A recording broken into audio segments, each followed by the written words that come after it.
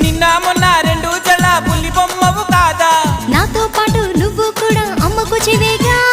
బయట వేసి వెయ్యంగానే వయ్యారం ఎందుకే భామ కొంటి చూపులు ఎక్కువాయి విసమొచ్చినందుక నడుము చిక్కెనే నడక మారెనే ఇంత లోపల ఏమి జరిగనే మొదటిసారిగా ఆడపిల్లను చూసినట్టుగా మైకం నీకు తమలపాకు నమలి సొక్కు